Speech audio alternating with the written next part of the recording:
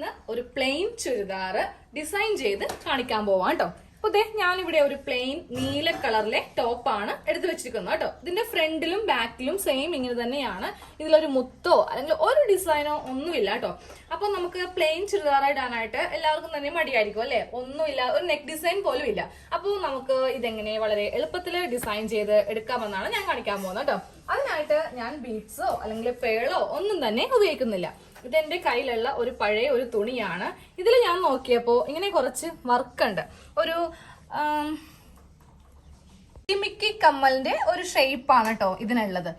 ഞാനിപ്പോ കാണിക്കുന്ന ഡിസൈൻ നിങ്ങളുടെ കയ്യിൽ ആരുടെയും കയ്യിൽ ഉണ്ടാവണമെന്നില്ല.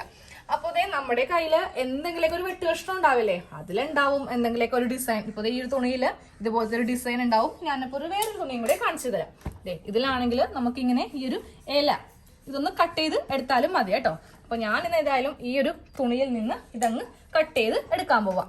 അപ്പൊ ഇതെങ്ങനെയാ കട്ട് ചെയ്യുന്നതോ, ആദ്യമേ നമ്മൾ ഇങ്ങനെ വെച്ചിട്ട് ഇങ്ങനെ അങ്ങോട്ട് കട്ട് ചെയ്തെടുക്കാം. എന്നിട്ട് നമ്മൾ ഇതിന്റെ ഏറ്റവും പറ്റ വെച്ചിട്ട് ഇതിങ്ങനെ ഒന്ന് കട്ട് ചെയ്തങ്ങ് എടുക്കാം കേട്ടോ. ഞാനിതൊന്ന് ഈ ഒരു ഷേപ്പിൽ തന്നെ ഇങ്ങനെ വെച്ചിട്ട് അങ്ങ് കട്ട് ചെയ്ത് എടുത്തിട്ടുണ്ട്. അപ്പോൾ ബാക്കിയുള്ള എല്ലാം ഒന്ന് കട്ട് ചെയ്തങ്ങ് എടുക്കാൻ പോവാണേ. നമ്മൾ എല്ലാം ഇങ്ങനെ ഒന്ന് കട്ട് ചെയ്തെടുത്തിട്ടുണ്ടേ.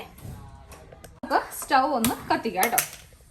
എന്നിട്ട് നമ്മൾ ഇതിന്റെ ഈ സൈഡൊക്കെ ഉണ്ടല്ലോ, ഇതാ ഇങ്ങനെ ഇരിക്കും, ഒരു ഫിനിഷിങ് ഉണ്ടാവത്തില്ല. അപ്പോൾ ജസ്റ്റ് നമുക്ക് സ്റ്റവിൽ ഇങ്ങനെ ഒന്ന് ഉരുക്കി കൊടുക്കാം. ഒരു മെഴുതിരി ആണെങ്കിലും മതി.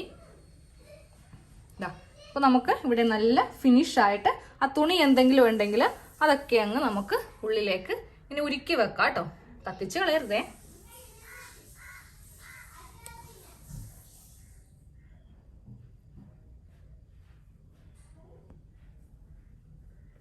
നമ്മൾ നല്ല ഫിനിഷ് ആയിട്ട് ഇതിന്റെ എല്ലാ ഭാഗത്തും ഇങ്ങനെ അങ്ങ് നമ്മൾ ചെയ്തെടുത്തിട്ടുണ്ട്. ഇത് ചെയ്യാത്തതിന്റെ നോക്കി ഇവിടെ ഇങ്ങനെ സൈഡൊക്കെ ഇങ്ങനെ ഉണ്ടാവും, പക്ഷെ ചെയ്തത് കണ്ടോ നല്ല പെർഫെക്ഷൻ ആയിട്ട് നമുക്ക് ഇങ്ങനെ കിട്ടും കേട്ടോ.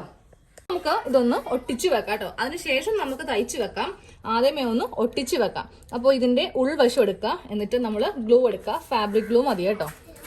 ജസ്റ്റ് നമുക്ക് ഇതിലൊന്ന് പശ ഒന്ന് തേച്ച് വെക്കാം. ഗ്ലൂ ഇങ്ങനെയൊന്നും തേച്ചെടുത്തിട്ടുണ്ട്. എന്നിട്ട് നമുക്കിത് എവിടെയാന്ന് വെച്ചാൽ നിങ്ങൾക്ക് ഇഷ്ടമുള്ള ഭാഗത്ത് ഇങ്ങനെ ഒട്ടിച്ചു വെക്കാം കേട്ടോ. ഇതിപ്പോ കുറച്ച് വെള്ള ഈ ഭാഗത്തൊക്കെ ഉണ്ട്, അത് ഉണങ്ങി കഴിയുമ്പോൾ ആ വെള്ളം ഒന്നും കാണത്തില്ല. അപ്പൊ ഞാൻ ഇവിടെ ഇങ്ങനെ ഒന്ന് ഒട്ടിച്ചു വെച്ചു. എന്നിട്ട് രണ്ടാമത്തതും ഒട്ടിക്കാൻ പോവാം. നമ്മളിങ്ങനെ ഒട്ടിച്ചു കൊടുത്തിട്ടുണ്ട്. അപ്പൊ ഞാൻ ഈ നെക്കിന്റെ ഈ ഭാഗത്താണ് ഇങ്ങനെ അങ്ങോട്ട് ഒട്ടിച്ച് കൊടുത്തത്. ഇനി നമുക്ക് സൂചിയും നൂലിന് ഇതൊന്നും ഇങ്ങനെ റൗണ്ട് ആയിട്ടൊന്ന് കോർത്ത് വെക്കണമെങ്കിൽ വെക്കാം, നിർബന്ധമില്ല. നല്ലോണം ഒട്ടിക്കിട്ടുവാണെങ്കിൽ ഇതിങ്ങനെ പൊളിഞ്ഞ് പോരത്തില്ല കേട്ടോ.